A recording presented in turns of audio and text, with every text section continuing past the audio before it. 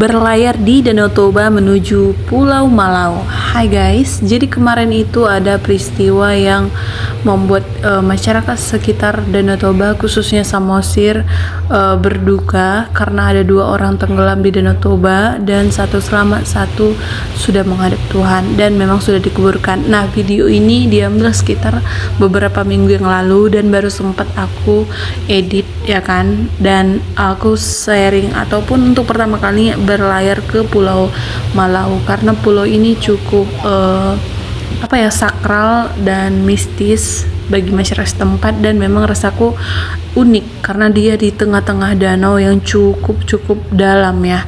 Dan ini kami melakukan pencarian di sebenarnya dari Basarnas sendiri sudah melakukan pencarian hari pertama dan hari kedua.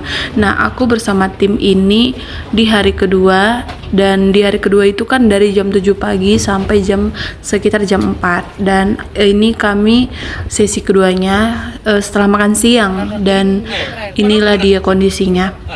Banyak sekali masyarakat yang sampai saat hari kedua itu antusias dan empatinya cukup sangat patut kita apresiasi karena memang solidaritasnya sangat baik dan sangat peduli sesama gitu, sampai mereka juga menggunakan kapal sederhana ataupun kapal kayu, sampan mencari gitu kan.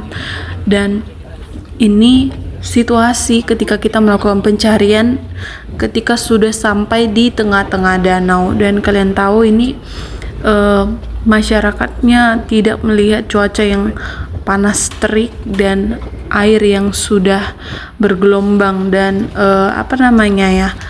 agak-agak harus diperhatikan gitu. Dan ini tim dari Basarnas sendiri turun dan persiapan untuk melakukan pencarian, dan mereka ini akan turun ke bawah melakukan pencarian korban gitu. Dan enggak berselang lama setelah itu mereka melakukan pencarian dan tidak ditemukan gitu. Kemudian ini dia suasananya guys, bener-bener memang bagus, tapi kita nggak boleh sepele.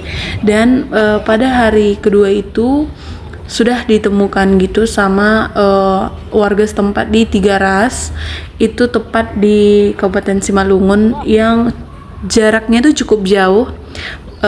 Itu pas tepat seberang pulau ini tempat kejadian, jadi tidak diperkirakan sampai di Tigaras. Jadi mungkin karena gelombang air danau yang cukup tinggi pada saat itu terhempas dan terbawa oleh ombak yang besar gitu. Dan ini video kan beberapa minggu yang lalu gitu, dan setelah ditemukan diserahkan kepada keluarga, kemudian keluarga lah yang melakukan penguburan dan ada segala macamnya gitu. Dan ini suasana jam sekitar 3:30 sore, dan kita tepat memang berdekatan dengan Pulau Malau ini gitu guys.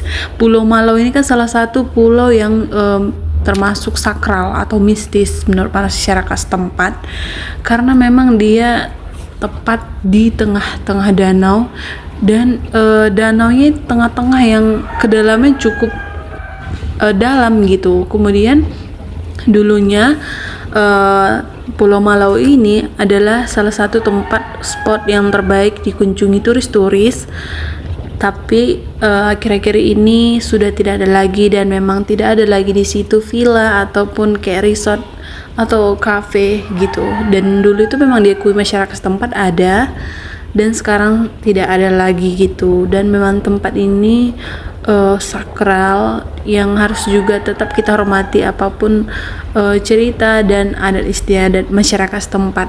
Dan ini dia Pulau Samosir yang berada di tengah-tengah Danau Toba, dan ini view-nya memang sangat bagus, tapi kita tidak bisa berkecoh karena saking bagusnya gitu. Dan kami ketika di kapal Basarnas saja ini gelombang air danau cukup tinggi dan keruh, mungkin karena sudah sore ya.